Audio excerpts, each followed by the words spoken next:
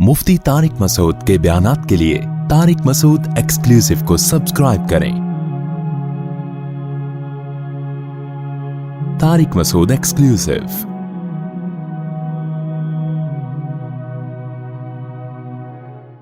रोजे की हिकमत क्या है? लअल्लकुम तत्तकून, ताकि तुम्हारे अंदर तकवा पैदा हो। ये हिकमत है, मदार हिकमत पर नहीं है। तकवा ना भी पैदा हो, रमजान में रोजा रखना पड़ेगा। अगर एक आदमी कहता है रमजान के रोजे का मुझे फायदा नहीं है, लिहाजा अगले साल में नहीं रखूंगा, और गुनहगार होगा। क्यों? इल्लत ये है, कुतिबा अलैकुमुस्सियाम, तुम पर रोजे फर्ज किए गए। उसमें हिकमतें हैं कि भाई तकवा पैदा होता है, लिल्लाहियत पैदा होती है, नफ्स पे कंट्रोल करने की सलाहियत पैदा होती है। ये हिकमत है। मदार हिकमत पर नहीं है, मदार उस आयत पर है जिसमें रोजे को फर्ज करार दिया गया। अब समझो कि ये जो अल्लाह ने कहा कि सफर में रोजा छोड़ सकते हो, इसकी हिकमत है कि सफर में मुश्किल होती है। ये हिकमत है, इल्लत नहीं है। इल्लत वो आयत है जिसमें सफर में रोजा छोड़ने की इजाजत दे दी गई। लिहाजा सफर में मशक्कत होगी तो भी रोजा छोड़ना जायज, मशक्कत नहीं होगी तो भी रोजा छोड़ना जायज होगा। और सफर के अलावा अगर मशक्कत नहीं हो तो भी रोजा रखना फर्ज है, मशक्कत हो तो भी रोजा रखना फर्ज है। डीएसपी साहब को फोन करें भाई, बहुत दिन हो गए, धमकियां नहीं दी है ना, मामला खराब हो गया। पंजाब में होता ना तो समझ जाते हैं, तो तड़प जाते हैं, समझ रहे हो? तो अब आई समझ में बात। अल्लाह ने मरज में इजाजत दी, और यही वजह है कि मरज अगर बढ़ने का अंदेशा हो तो रोजा छोड़ना जायज है, चाहे मरज छोटा हो या ज्यादा हो। लिहाजा अल्लाह ने कहीं भी नहीं कुरान में कहा कि कल अगर पेपर है तो रोजा छोड़ दो, क्योंकि अगर इस पर मदार रखा जाता है ना, हकीकी मशक्कत पर, कि वाकई अगर मशक्कत है तो रोजा छोड़ दो, तो मसला फिर बड़ा गंभीर हो जाता। क्यों? इसलिए कि मैं ये कहता कि गर्मियों में मुझे क्या होती है, तकलीफ होती है। एक आदमी के लिए कल पेपर की वजह से रोजा छोड़ा जा सकता है, तो मेरा पेपर नहीं भी है, मुझे जून का रोजा वैसे ही समझ में नहीं आता मेरे। तो ये तो एक अजीब भेड़चाल बन जाती। वो रख रहा है, वो नहीं रख रहा, वो कह रहा है मुझे तकलीफ है, वो कह रहा है तकलीफ नहीं है, वो कह रहा है तकलीफ नहीं है, तो फिर रोजा का सवाब क्या है? तो रोजा को तो नाम ही मशक्कत का है। क्या ख्याल है? तो इसलिए ये जो नए नए हजरात आ रहे हैं ना, प्रोफेसर हजरात, इनसे दीन मत सीखो मेरे भाई, दीन उलमा से सीखो जो सदियों से मदारिस में पढ़ते पढ़ाते आ रहे हैं। अगर इनमें गलत है तो सही भी इन्हीं में पैदा होंगे। इसी वजह से तमाम फुकहा का इजमा है कि कैसी ही शदीद मशक्कत हो, अगर सफर नहीं है और मरज नहीं है तो आपको रोजा रखना पड़ेगा। यहां तक कि कोयले की कान में काम करने वाला मजदूर जो 1 मिनट प्यास पानी के बगैर गुजारा नहीं कर सकता, उसको भी रोजा रखना पड़ेगा। नहीं आ रही बात? गर्मियों में गड़ा खोदने वाला मजदूर, उसको भी रोजा रखना पड़ेगा, क्योंकि मशक्कत होगी। मशक्कत की वजह से अल्लाह ने रोजा छोड़ने की इजाजत नहीं दी। रोजा तो नाम ही मशक्कत का है। समझ में नहीं आ रही बात? मशक्कत की वजह से इजाजत दी है। मशक्कत तो इसी में होती है ना। हर आदमी को एयर कंडीशन लाइफ थोड़ी मिलती है। 1400 साल से मुसलमान एयर कंडीशन में नहीं बैठते आए थे, यही था मजदूरी करना, ये करना, वो करना, गड़े खोदना। ये इन्हीं लोगों को तो कुरान खिताब कर रहा है। ये तो हमें एक सहूलत मिल गई, एयर कंडीशन रूम और एसी ऑफिस है और कंप्यूटर पे बैठे हुए हैं। असल जो खिताब हो रहा है सहाबा कराम को, वो तो यही थे, मजदूर थे, खेती बाड़ी किया करते थे। किसी सूरत में जायज नहीं है मजदूर के लिए रोजा छोड़ना। सवाल पैदा होता है कि कोयले की कान में काम करने वाला रखेगा कैसे? वो तो 1 सेकंड भी पानी के बगैर गुजारा, बोलो ना भाई, नहीं, वो तो मर जाएगा। तो हम कहते हैं जब मरने लगे तो तोड़ दे, क्योंकि अल्लाह ने सबसे पहले किसको तरजीह दी है? इस पे कुरान और सुन्नत है कि सबसे पहले क्या है? जिंदगी। मरज में भी इजाजत और मौत से बचने के लिए भी इजाजत। लिहाजा बीमार होने का खतरा हो शदीद, तो जब वो खतरा पैदा होगा उस वक्त तोड़ेगा। तोड़ना उसके लिए जायज होगा, छोड़ना जायज। छोड़ने के दलाइल अलग हैं, तोड़ने के दलाइल, बोलो ना यार, अलग हैं। इसलिए उलमा कहते हैं 30 दिन किसी ने रेगिस्तान में रोजा रखा या कोयले की कान में, 30 के 30 दिन रोजा रख के तोड़ेगा, इंशाअल्लाह गुनाहगार नहीं होगा, कफा बाद में कजा कर ले। چھوڑے گا تو گناہگار ہوگا. کیونکہ قرآن کی آیت ہے فمن شہید منکم الشہر فلیصم, جو بھی رمضان کا مہینہ پائے روزہ رکھے سوائے 2 کے, مریض اور مسافر. کوئلے کی کان میں کام کرنے والا اس من کے مفہوم میں داخل ہے, جو بھی کے مفہوم میں داخل ہے, لہذا وہ بھی روزہ رکھے گا, پھر عذر کی وجہ سے توڑے گا. اب اگر کوئی کہ یار جب رکھ کے توڑنا ہی ہے تو ایسے رکھنے کی کیا ضرورت, تو یہ آپ کی اپنی رپورٹ ہے, آپ کی اپنی منطق ہے جو اللہ کے قانون میں نہیں چلے گی. اس کی مثال ایسے ہے کہ آپ کو غسل کے لیے پانی نہیں مل رہا, غسل کے لیے آپ کو پورا جسم ناپاک, آپ کا احتلام ہوا, جسم میں ناپاکی لگی, پانی نہیں مل رہا. اللہ کہتے ہیں مٹی پہ یوں ہاتھ مارو, یوں مارو, نماز پڑھو. آپ کہیں یار یہ جب پورا جسم لت پت ہے نجاست میں, یہ یوں کیا, یہ اس سے کیا کو پاک تھوڑی ہو جاؤں گا میں نہیں پڑھ رہا ہے, مجھے گندگی میں نہیں ہے, قضا کرنے کا گناہ ہوگا کہ نہیں ہوگا؟ بھائی تم اپنی عقل کیوں لڑا رہے ہو؟ اللہ نے کہہ دیا کہ تم یوں کر لو تو میں اس کو, اور نیت کا فرق ہے. وضو کی نیت سے وہی کام کرو گے تو باوضو کہلاؤ گے, غسل کی نیت سے یہی 2 ضربے مارو گے تو یوں سمجھا جائے گا جیسے غسل کر کے آئے ہو. یہی وجہ ہے کہ فقہا نے لکھا ہے, اس لیے کہتا ہوں فقہا کو فالو کرو. خدا کی قسم ان جیسا دماغ کسی کے پاس نہیں ہے, لوگ پڑھتے نہیں ہیں. فیس بک پہ ایک بہت بڑے فنٹر ہیں, ان کے روز کوئی بڑی شائستہ اردو میں, جیسے مرزا غالب کے کوئی خاندان کے فردوں, بڑی شائستہ اردو میں نا کوئی نئی نئی چیز روزانہ مضمون لے کر آ رہے ہیں. میں ان کا جواب نہیں دیتا. وہ کہتے ہیں اصل میں یہ فقہا نے جب فقہ کو مرتب کیا تھا تو وہ بڑی گاڑی اردو ہے, مجھے وہ اتنی آتی بھی نہیں ہے. وہ اس کے ان جن پیرایوں میں اور جس سیاق و سباق میں تھا, تو اس فقہ کو نئے سرے سے ریفائن کرنے کی ضرورت ہے تاکہ موجودہ زمانے کے مسائل پر وہ کیا ہو. جبکہ میں اس شخص کو ذاتی طور پر جانتا ہوں, جامعۃ الرشید کا بھاگا ہوا. فقہ اس نے پڑھی نہیں ہے, نہ فقہ کی کتابیں پڑھی ہیں, اور تبصرہ کر رہے ہیں کس پر کہ یہ فقہ پرانی ہو چکی ہے, نئے زمانے کے لیے الگ چاہیے. بھائی ایک چیز آپ نے پڑھی نہیں ہے, آپ بیٹھ کے کیسے تبصرہ کر رہے ہو؟ تو خیر, اسی طرح یاد رکھو کہ یہ سفر میں نماز کا مسئلہ ہے. سفر میں جو اللہ نے 4 کی 2 کر دیں, اس کا مدار مشقت پر نہیں ہے, اس کا مدار کس پر ہے؟ سفر پر. سفر میں ٹینشن ہو یا نہ ہو, آپ کو 4 کی کتنی کرنی ہے؟ 2. بعض ائمہ کے نزدیک 2 واجب ہیں, جیسے حنفیہ کے نزدیک, اور بعض کے نزدیک 2 بھی جائز 4 بھی جائز. لیکن جو رخصت کا مدار ہے وہ سفر پر ہے. مشقت ایک حکمت ہے, جبکہ جماعت چھوڑنے کا جو مدار ہے وہ سفر پر نہیں ہے, وہ حقیقی مشقت پر ہے. اگر واقعتاً کوئی ٹینشن ہے, کوئی مشقت ہے, تو سفر ہو یا حضر کبھی کبھار جماعت چھوڑی جا سکتی ہے. جیسے کبھی بیمار ہے یا تھکا ہوا ہے بہت زیادہ, کبھی کبھار, یا بھوک لگ رہی ہے اور کھانا سامنے آ گیا, اب اس کو پتا ہے میں نماز پڑھنے جاؤں گا تو دل کہاں اٹکا رہے گا ادھر, تو یہ ایک حرج ہے, اس میں جماعت چھوڑ سکتے ہیں آپ, عادت نہ بنائی جائے. تو یہ کنڈیشن سفر میں ہوگی تو بھی چھوڑ سکتے ہیں, حضر میں ہوگی. سفر میں اگر آپ کو تھکاوٹ ہے, آپ کو ڈر ہے ٹرین نکل جائے گی, چھوڑ سکتے ہیں مسجد کی جماعت, اپنی تو کرانی پڑے گی. یا یہ کہ میں تھک چکا ہوں, نیند میری پوری نہیں ہوئی ہے سفر کی وجہ سے, تو نیند حضر کی ہو یا سفر کی ہو, ایک عذر ہے, بیمار ہونے کا خطرہ ہوتا ہے.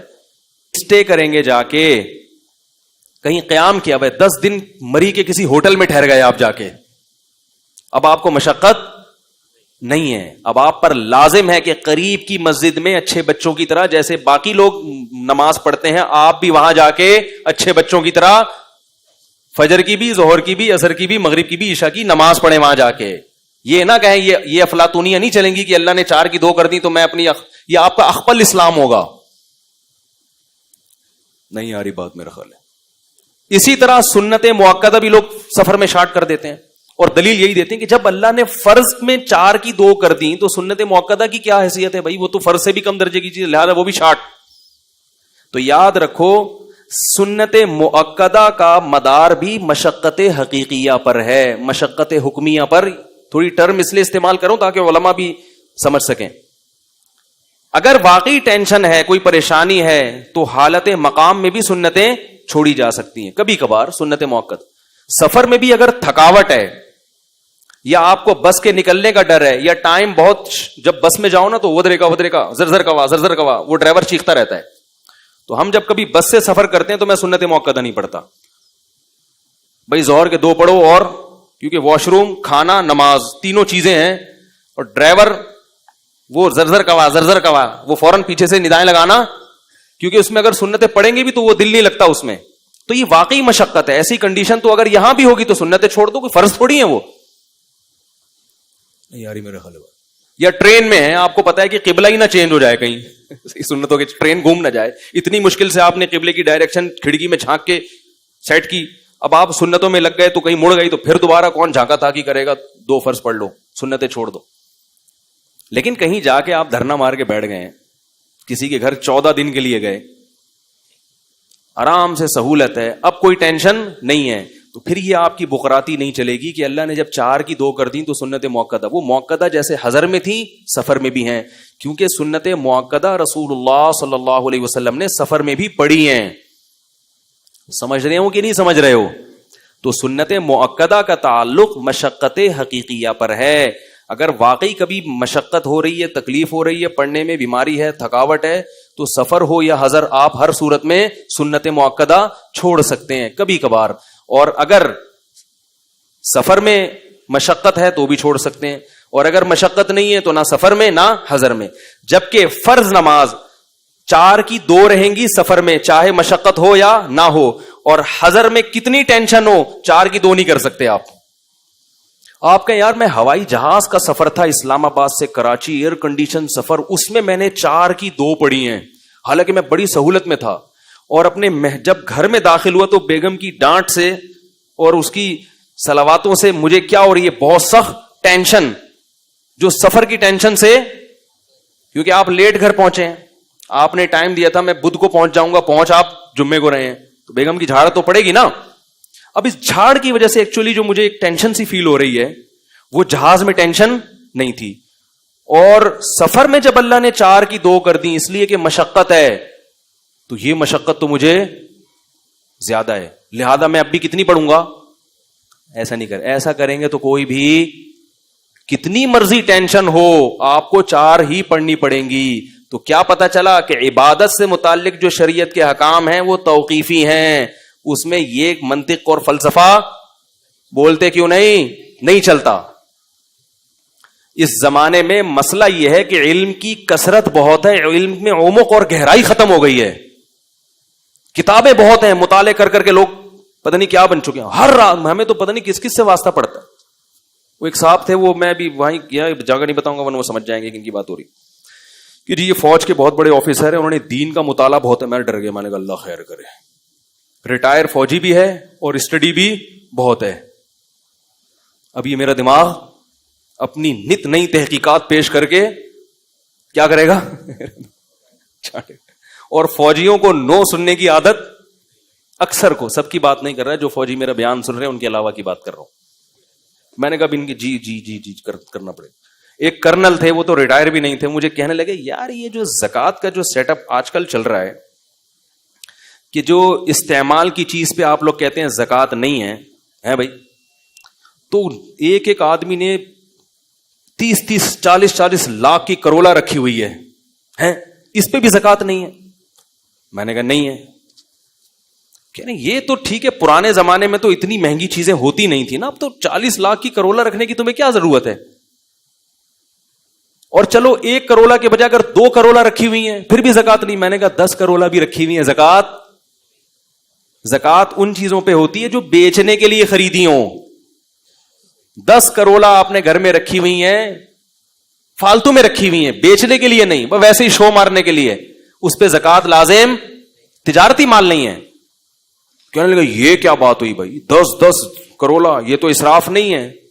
میں نے کہا اسراف ہونا الگ چیز ہے, زکوٰۃ واجب ہونا اس کو ہم گناہگار کہیں گے کہ پاگل آدمی کیوں اپنے سرمایہ کو ضائع کر رہا ہے. جب 2 گاڑی رکھ لے زیادہ زیادہ, ایک بیگم کے لیے, اپنے لیے, اور 4 رکھ لو, بلکہ 5 رکھ لو, ایک اپنے لیے, 4 بیگموں کے لیے. بلکہ میں اس سے کہوں گا کہ جتنا پیسہ گاڑی پہ خرچ کر رہے ہو اتنا بیگموں پہ کر لو نا. کرولا 40 لاکھ کی آتی ہے, بیگم 2-4 لاکھ میں آ جاتی ہے, لیکن کرولا کی اہمیت ہے, بیوی کی اہمیت ہماری نظر میں اللہ کا شکر ہے بیوی کی اہمیت ہے. میرے پاس جب بھی پیسہ آتا میں شادی کرتا تھا, ہمارے دوست گاڑی خریدتے تھے, پرانے جتنے دوست ہیں نا, تو مجھے کہتے تھے یار گاڑی, تم کیا پیسہ ادھر شادیوں میں اڑا دیتے ہو, گاڑی خریدو. میں نے کہا میری نظر میں بیوی کی اہمیت گاڑی سے زیادہ. آدم علیہ السلام جب جنت میں بور ہو رہے تھے تو اللہ نے ان کے لیے گاڑی نہیں پیدا کی تھی, بیوی پیدا کی تھی. گاڑی کو دل نہیں دے سکتا انسان, کیا خیال ہے؟ گاڑی سے دل اور راز, دل کی باتیں, ارے بول لو آپ کے بھائی, آپ لوگ ویڈیو میں نہیں آ رہے, کیا خیال؟ گاڑی سے محبت نہیں کر سکتا, تبھی تو پرانی ہوتی ہے بیچ دیتے ہیں. بیوی جتنی پرانی ہوتی ہے اس سے محبت اتنی ہی, عزت دار شریف لوگوں کی بات کر رہا ہوں, اتنی بڑھتی ہے. میں نے کہا گاڑی بچے نہیں دیتی, بیوی آپ کی نسل بڑھاتی ہے, اولاد دیتی ہے. رب جماع حدث منه مثل الشافعی واحمد بن حنبل. ابن قیم کہتے ہیں بسا اوقات شادی کی اور نتیجے میں امام شافعی پیدا ہوئے اور احمد ابن حنبل پیدا ہوئے.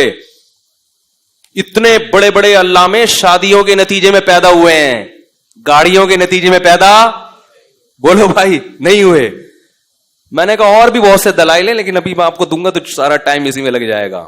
اس لیے گاڑی سے زیادہ کس کی ویلیو ہے بھائی؟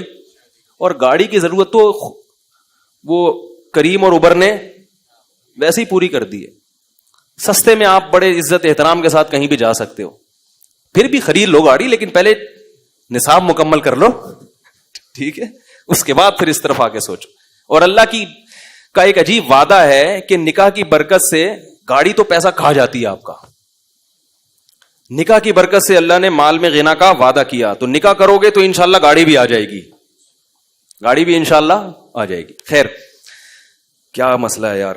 تو یہ جو مسئلہ میں نے بیان کیا ہے نا کہ سفر میں جماعت چھوڑ دیتے ہیں, ایسا نہیں. ہاں سفر میں اگر تھکاوٹ ہے, مصیبت ہے, بعض دفعہ انسان کی نیند پوری نہیں ہوئی ہوتی, پھر ایک الگ مسئلہ ہے کہ پھر انسان اخپل طریقے سے نماز پڑھ کے جو ہے نا, اخپل جماعت کرا کے, مجبوری ہے کبھی کبھار ہو جاتا ہے. بہت سا اس کو پتا ہے کہ میں اگر مزید جاگا رہا تو میری نیند غائب ہو جائے گی اور پھر میرے لیے ٹائم گزارنا بہت مشکل ہو جائے گا, تو وہ پھر اخپل جماعت کرا کے, ورنہ مسجد کی جماعت, محلے میں جو مسجد ہے. البتہ بعض علماء محلے کی مسجد میں جماعت سے نماز اس لیے نہیں پڑھ سکتے, ان علماء کی شہرت بہت زیادہ ہوتی ہے, ان کو ڈر یہ ہوتا ہے کہ اگر ہم مسجد میں گئے تو پکڑے جائیں گے.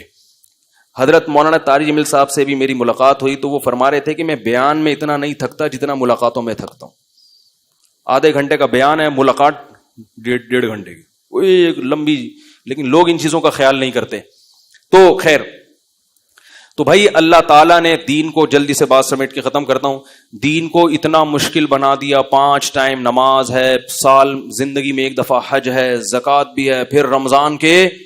تو غیر مسلموں کا دین تو اتنا مشکل نہیں ہے, ان کا جو ہمارا دین بہت مشکل ہے. تو یہ کیوں اللہ نے ایسا کیا ہے؟ دیکھو ہم کہتے ہیں نا ایسا کرو گے تو کوئی بھی نہیں آئے گا, یعنی اتنی مشکلات میں رکھو گے تو کوئی بھی نہیں آئے گا. تو ہم بھی گویا اللہ سے ایک اشکال اللہ تو نے ایسا کیا ہے کہ کوئی بھی نہیں آئے گا تیرے دین کی طرف. غیر مسلم تیرے دین کو فالو, وہ کہیں گے اتنی مشکلات ہیں یار, ایک نماز ہوتی, ہم تو ہفتے میں 1 دن جاتے ہیں عبادت گاہ, یہ صبح اٹھا دیتے ہیں ہمیں فجر میں, پھر ظہر میں, پھر عصر میں, پھر مغرب میں, پھر عشاء میں.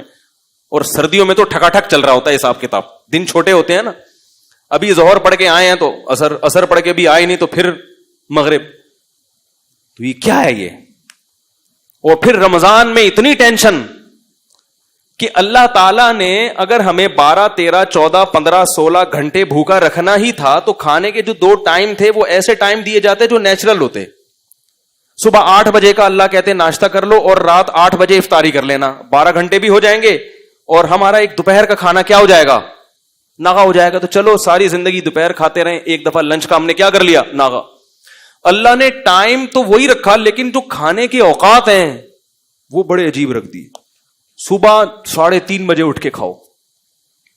یہ پوری دنیا میں کسی کے کھانے کا ٹائم, ارے بابا آپ کو کوئی ولیمے کی دعوت کرے کہ میرے بچے کی شادی ہے, ولیمہ ہے, آپ لوگ آئیں, جی ضرور آئیں گے. کس وقت آئیں؟ 3:45 بجے صبح. آپ بولیں گے جب یہ تم کو لڑکی والوں نے قبول کیسے کر لیا ہے بھائی؟ تحقیق نہیں کی تھی کہ پہلے کوئی ٹیسٹ نہیں کروایا تھا دماغ کا؟ صبح کا ناشتہ ویسے تو سب لوگ رات 9 بجے کا کھانا رکھتے ہیں, چلو تم دوپہر کا رکھ لیتے, نہیں تو صبح کا ناشتہ کر لیتے 8 بجے 6 بجے فجر کے بعد, 3:45 3:30. پاگل ہو گیا کیا کہیں گے نا لوگ. اور پھر لڑکی والوں کو جا کے بولیں گے ابھی سے رشتہ ختم کروا دو, مجھے کچھ ان کی سیٹنگ آؤٹ لگ رہی. اللہ نے کہا کہ کب اٹھ کے کھانا ہے, روزہ رکھنا جتنا مشکل کام ہے نا اتنا ہی مشکل صبح اٹھ کے نیند قربان کر کے کھانا کھانا. اتنی ٹینشن. اور پھر اللہ نے جو مغرب کے وقت جو کھانے کی اجازت دی اس میں نماز بھی ساتھ ہی لگا دی. تسلی سے بیٹھ کے کھا بھی نہیں سکتے. بھوک اتنی ہوتی ہے, پیاس اتنی ہوتی ہے کہ بچے کھا جائے آدمی, دل چاہ رہا ہوتا ہے. حقیقت ہے اس وقت کنڈیشن یہ ہوتی ہے, بیگم ذرا یہ دہی بڑے ہیں یہ ذرا سنبھال کے رکھو, میں نماز کے بعد آ کے کھاتا ہوں. یہ والا پکوڑا ٹھیک, یہ کھانے نہیں دینا کسی کو, یہ آج پکوڑے بہت مزے کے بنے ہوئے, آدھا رکھ لیا آدھا. اور انسان کی فطرت ہے کہ کھانے کے دوران جب 10-15 منٹ کا وقفہ ہو گیا تو بھوک, اب وہ مزہ نہیں آتا, وہ افطاری گئی سمجھ رہے, اب مزہ نہیں آئے گا. پھر ہونا یہ چاہیے رمضان میں عشاء کی چھٹی ہونی چاہیے. اگر ہم سے کوئی مشورہ لے کے شریعت بناتا, معاذ اللہ ایک مثال دے رہا ہوں, ہم کہتے ہیں اللہ رمضان میں تو نے اتنی تھکاوٹ, اتنا مسئلہ ہو گیا, سارا دن کے بھوکے پیاسے, پھر افطاری بھی تو نے ڈھنگ سے نہیں کرنے دی ہے بھائی, اللہ ساری زندگی 5 نمازیں پڑھی ہیں, آج 4 کر دے, عشاء کی کیا کر دے. کیونکہ افطاری کے بعد کیسی غنودگی چڑھتی ہے دماغ میں, کیسا گرتا ہے بستر پہ, فوراً گٹکے والے گٹکے پہ, تمباکو والے چائے پر آ گئے, اور سگریٹ والے فوراً سگریٹ, نسوار والا فوراً ڈبی لے کے بیٹھا ہوتا ہے, اللہم لک صمت وعلی رزقک افطرت, یہ چل رہا ہوتا ہے. اس کا دماغ صحیح کام نہیں کر رہا ہوتا. تو اللہ نے بجائے اس کے کہ عشاء کی چھٹی ہو جاتی, عشاء کے ساتھ تراویح کی نماز بھی لگا دی. وہ کتنی رکعتیں اس پر میرا ایک بیان ہے, سن لیجئے گا. ہمارے نزدیک 20 رکعتیں ہیں, لیکن ہم 8 والوں کو بھی گمراہ نہیں کہتے. لیکن جو راجح قول ہے ائمہ اربعہ کا مذہب, صحابہ کا, تابعین کا, وہ کتنی رکعتیں ہیں اس پر میرا بیان ہے ہوا ہوا ہے. 7-8 سال پہلے میں نے دلائل سے بیان کیا تھا, پوری ایک ایک دلیل اس میں بہت تفصیل سے, 1.5 گھنٹے کا بیان ہے. جس کو اشکال ہو وہ سن لیجئے گا. وہ غیر معروف چینل سے اپلوڈ ہوا ہے, تو میں ابھی اس کو انشاءاللہ اپنے چینل سے بھی اپلوڈ کروا دوں گا. تو اس میں بہت مضبوط دلائل کے ساتھ دونوں طرف کے دلائل کے تجزیہ لے کر بتایا گیا کہ یہ پوری امت کا اجماع چلا آ رہا ہے اس پر, سمجھ رہے ہیں. تو آپ وہ سن کے پھر تبصرہ کیجئے گا, ایسے ہی تبصرہ نہ کر دیجیے گا. اچھا خیر, لیکن بہرحال آپ 8 پڑھیں 20 پڑھیں, اتنا بڑا مسئلہ نہیں ہے. لڑیں گے تو مسئلہ زیادہ کھڑا ہوگا. آپ کو جو سمجھ میں آتا ہے کریں, جو دوسرے کو سمجھ میں آ رہا ہے اس کو چھیڑیں نہیں, مسئلہ چھیڑ خانی سے خراب ہوتا ہے. تو ہمارے نزدیک تراویح کی جو سنت نماز ہے وہ کتنی ہے, 20 رکعتیں. یہی چاروں ائمہ کا مذہب, یہی صحابہ کا, خلفائے راشدین کا, اور یہی امت میں صدیوں سے اس پر اجماع رہا ہے. علامہ ابن عابدین نے اپنے دور میں آج سے 150-200 سال پہلے لکھا ہے کہ پوری امت میں کہیں ایک جگہ بھی ایسی نہیں جہاں 20 رکعت سے کم ہو رہی ہو تراویح. تو اجماع امت خود ایک دلیل ہوتی ہے. خیر, تو ہونا یہ چاہیے کہ چھٹی ہو جائے, لیکن اللہ نے وہاں بھی کیا کر دیا, اب کھڑے ہوئے. پھر وہ رکعتیں عام نمازوں سے بھی لمبی ہوتی ہیں, عام نمازوں سے بھی لمبی. کتنی لمبی نماز, کتنی لمبی. پھر بس صبح اٹھنا بھی ہے سحری میں. تو یہ سب ٹینشن اللہ پتہ ہے کیوں دے رہے ہیں, بس بات ختم کرتا ہوں, اپنی محبت کی چنگاری پیدا کرنے کے لیے. جس کے لیے قربانی دی جاتی ہے اس کی محبت آہستہ آہستہ دل میں پیدا ہوتی ہے. محبت دودھ جلیبیاں کھانے سے پیدا نہیں ہوتی, محبت محبوب کے لیے قربانی دینے سے پیدا ہوتی ہے. جب تک محبت نہیں ہوگی محبوب کی اطاعت, بولو بھائی, نہیں ہوگی. اسی وجہ سے رمضان سے پہلے جو ہماری کنڈیشن ہوتی ہے, آخری عشرے میں دلوں کی حالت الحمدللہ کیسا ہی سخت دل ہو, کچھ نہ کچھ دل اس کا تبدیل ہو چکا ہوتا ہے. افسوس اس پر ہے کہ پھر اس دل کی تبدیلی کو بچا کے نہیں رکھتے, عید کے دن وہ سب ریورس کر دیتے ہیں ہم. اللہ نے تو اس گاڑی کو ٹریک پہ چلا دیا رمضان میں, اب چل رہی ہے تو چلاتے چلے جاؤ. ہم عید میں دوبارہ کچے میں اتار لیتے ہیں اس کو, ٹھیک ہے نا, دوبارہ نہ اتارو. تو ٹریک پہ چلنا مشکل تھا, اللہ انگلی پکڑ کے رمضان میں ہمیں ٹریک پہ چلا دیتے ہیں. تو اس لیے میرے بھائی اگلے ہفتے پھر انشاءاللہ اسی موضوع پر بیان ہوگا. خوشی اور رغبت کے ساتھ رمضان کے روزے رکھا کرو, یہ اللہ کی بہت بڑی نعمت ہے. مسلمانوں کے گھروں کی رونق ہے. کتنا اچھا لگتا ہے گھر کی خواتین صبح صبح اٹھ کے امی اور باجیاں پراٹھے بنا رہی ہیں, سب مل بیٹھ کے کھا رہے ہیں. ویسے تو ہر آدمی اپنا اخپل طریقے سے کھا رہے ہیں آج کل.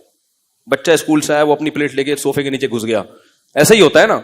صاحب دفتر سے آیا, وہ اپنا ادھر کمرے میں اپنے کمپیوٹر کا دروازہ بند کیا, ان کا کمرہ لاک کیا, وہاں بیٹھ کے پتہ نہیں کیا کر رہے ہیں, انٹی سے باتیں کر رہے ہیں, کیا کر رہے ہیں, کھا بھی رہے ہیں. سب اخپل طریقے سے چل رہا ہے. کم از کم رمضان میں آپس میں کیا ہو جاتا ہے, بولو بھائی, جڑ جاتے ہیں سحری میں, افطاری میں, اور پھر گھر کی خواتین کی قدر بھی ہوتی ہے. کیا خیال ہے؟ ٹھیک ہے نا. اس دن اگر افطاری میں ٹائم پہ کام نہ ہو اور آپ کو وہ چیزیں نہ ملیں, کیسا انسان غضبناک ہوتا ہے. بچے کھانے کا دل کر رہا ہے اور پکوڑے نہ ملیں آپ کو ایسی صورت میں. تو اس لیے جو ہے گیدرنگ ہو جاتی ہے, ایک گھر کا ماحول اچھا ہو جاتا ہے. تو بڑھ چڑھ کے روزے رکھا کریں. تکلیف ہوگی, مرچیں بھی لگیں گی. وہ نعت آئی تھی نا, وہ جب بھی میں تکلیف کا لفظ آتا ہے وہ مرچوں کا لفظ خود بخود یاد ہے. تکلیف بھی ہوگی, مرچیں بھی لگیں گی, لیکن تکلیف اور مرچوں کے باوجود رمضان کے روزے رکھنے. سارا دن کی تھکاوٹ ایک طرف, لیکن اللہ کے نبی نے فرمایا, بس حدیث سنا کے بعد ختم کرتا ہوں, للصائم فرحتان, ہم دن بھر کی تکلیف کو دیکھتے ہیں, دو فرحتوں کو نہیں دیکھتے, دو خوشیوں کو نہیں دیکھتے. فرمایا روزے دار کو دو خوشیاں ملتی ہیں, سارا دن کی ٹینشن مت دیکھو, ان دو خوشیوں کو دیکھو جو نبی بتا رہے ہیں. فرمایا ایک عند الافطار, افطار کے وقت اسے خوشی ہوتی ہے. افطار کے وقت اس کو سارا دن بھوک پیاس اللہ کے لیے, اب کھانا بھی کس کے لیے. تبھی نبی کیسی پیاری دعا پڑھتے تھے افطار کے بعد, ذهب الظما, آپ صلی اللہ علیہ وسلم فرماتے تھے پیاس چلی گئی, وابتلت العروق, اور رگیں تر ہو گئیں, رگیں تر ہو گئی. یہ اپنا مزہ. فرمایا وثبت الاجر انشاء اللہ تعالی, اور پورے دن کے روزے کا ثواب اللہ کے دفتر میں لکھ لیا گیا. اصل اجر تو قیامت میں ملے گا. میں کہتا ہوں وہ نہ بھی ملتا تو ایک اجر تو اللہ نے دنیا میں دے دیا. پیاس کے وقت پانی کا, بھوک کے وقت کھانے کا جو مزہ ہے وہ بغیر بھوک اور بغیر پیاس کے کھانے اور پینے میں نہیں ہے. اور یہ فطری لذتیں ہیں, ان کا آلٹرنیٹ اور ان کا نعم البدل اللہ نے دنیا میں رکھا ہی نہیں ہے. فرمائے ایک اجر, ایک لذت روزے دار کو افطار کے وقت ملتی ہے, اور ایک لذت آخرت میں ملے گی جب اس کو اجر دیا جائے گا. تو آپ صلی اللہ علیہ وسلم نے رمضان کے قیام کو یعنی تراویح اور تہجد کی بھی فضیلت بیان کی, اور آپ صلی اللہ علیہ وسلم نے رمضان میں دن کے روزے کی فضیلت بھی بیان کی. ایک روزہ بھی اگر چھوڑ دیا بغیر عذر کے, پورے سال روزے رکھو گے رمضان کے روزے کے برابر نہیں ہو سکتے. اس لیے گھروں میں خواتین کو بھی سمجھائیں, اپنے جو بچے جو 10 سال یا 11-12 سال کی عمر سے زیادہ ہو چکے ہیں, چھوٹے بچوں کو نہیں رکھوانے چاہیے, تو تھوڑا سا میچور ہو چکے ہیں, ان کو بھی عادت بنائیں روزوں کی, اور خود بھی ہمت کریں. یہ بہار ہے جو اللہ نے مسلمانوں کو دی ہے, اس سے ہم اللہ کے انشاءاللہ قریب ہو جائیں گے. اللہ تعالیٰ سمجھنے کی, عمل کرنے کی توفیق عطا فرمائے.